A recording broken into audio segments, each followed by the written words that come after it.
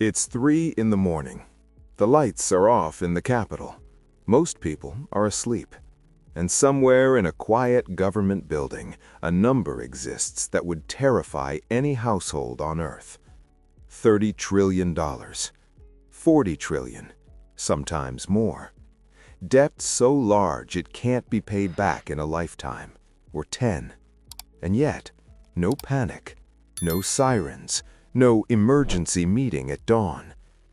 Governments owe sums so large they break the human brain, and they sleep just fine. That's the uncomfortable truth.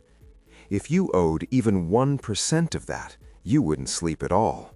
You'd be staring at the ceiling, calculating interest, wondering what you sell first. So why doesn't the same rule apply to countries? Why do governments borrow trillions, roll it over, add more, and carry on like nothing's wrong?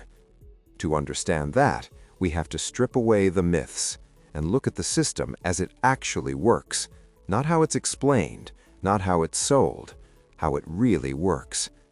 Because right now, this matters more than ever. Global debt is at record highs, interest rates have jumped, budgets are strained, and yet the borrowing continues. So let's start simple. When a government owes money, who exactly does it owe? Not a loan shark, not a single bank, not some mysterious foreign villain twirling a mustache. Mostly, it owes itself. Pension funds, insurance companies, central banks, domestic investors. Your retirement fund might own government debt. Your bank probably does. Your country's central bank almost certainly does. That already changes the picture, because unlike you, a government isn't borrowing to buy a car or survive a bad month. It's borrowing to keep an entire economic machine running. And that machine never stops. Here's the first uncomfortable secret. Governments are not expected to pay back their debt the way you pay back a loan. There is no final payment, no finish line, no moment where the balance hits zero and everyone cheers. Government debt is designed to be rolled over forever. Old debt matures, new debt replaces it, again and again and again. That sounds insane until you realize it's been happening for centuries. The United Kingdom still has debt instruments dating back to the 1700s. The United States has never fully paid off its national debt, not once, and no one seriously expected them to. Because the real question isn't how much do you owe, it's can you keep servicing it? That's where the math starts to matter. If a country owes $10 trillion but can easily pay the interest, markets shrug. If it owes far less but can't make interest payments, panic erupts. Debt isn't judged by size, it's judged by confidence. Confidence that the government will exist tomorrow. Confidence that it can tax. Confidence that its economy keeps producing value. That's why two countries with the same debt number can be treated completely differently. One sleeps peacefully, the other gets crushed.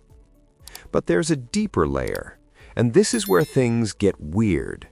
Most powerful governments borrow in their own currency. The United States borrows in dollars. Japan borrows in yen. The UK borrows in pounds. Which means, in the most technical sense, they can never run out of money. They control the currency the debt is priced in. That doesn't mean they can spend endlessly without consequences. It means default is a political choice, not a financial inevitability. If push comes to shove, the central bank can create the money needed to pay. And yes, that sounds like magic or fraud, but it's neither. It's just the architecture of modern finance. This is why Japan can owe over 250% of its GDP and still function. Why the US crosses debt milestones without immediate collapse. Why bond markets don't scream every time a new trillion is added. Because investors aren't asking, can they pay this off? They're asking, will this system keep working? So far, the answer has been yes. But that answer depends on a fragile balance. Here's the trade.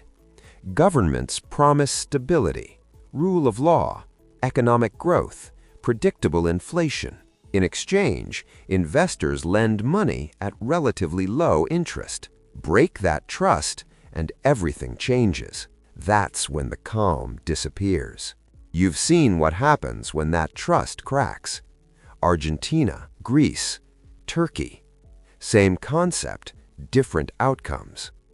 Those countries borrowed in currencies they couldn't control, or lost credibility, or both. Suddenly, interest rates exploded, debt became unmanageable, and sleep vanished. So when people say debt doesn't matter anymore, they're half right. Debt matters differently. The real risk isn't the headline number, it's inflation. Because printing money to manage debt has a cost, and that cost shows up quietly. Your savings lose value, prices rise, wages lag. No default, no dramatic collapse, just a slow transfer of purchasing power. That's the hidden mechanism. Instead of outright failure, the system chooses dilution.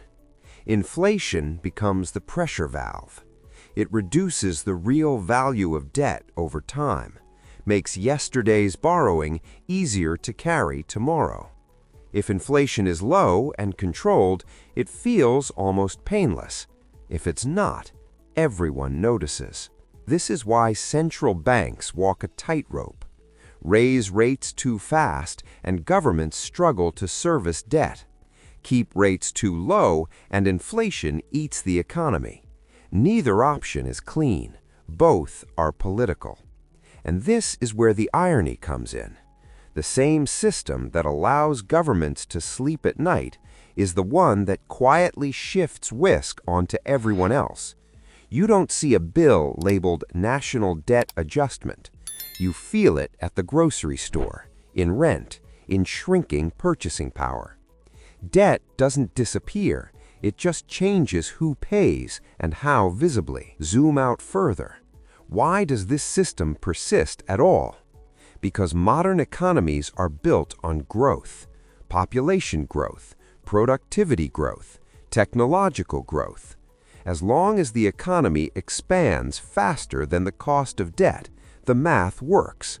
GDP grows, tax revenue grows. Yesterday's borrowing looks smaller. That's the bet every government is making, a bet on the future. But growth isn't guaranteed. Aging populations, slower productivity, geopolitical shocks. Suddenly, the equation tightens.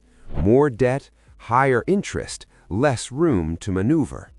That's when uncomfortable questions resurface.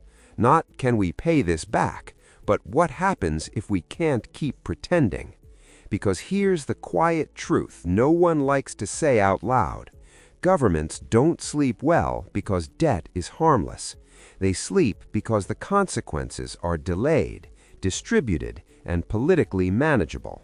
For now, the system isn't fake, but it is fragile. It relies on trust, growth, and the belief that tomorrow will be bigger than today. Break any one of those, and the calm disappears fast. So the next time you hear a headline about another trillion added, don't ask whether it's too much. Ask something harder.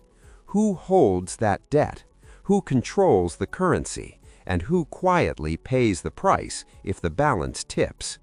Because governments can owe trillions and sleep at night. The real question is, who doesn't?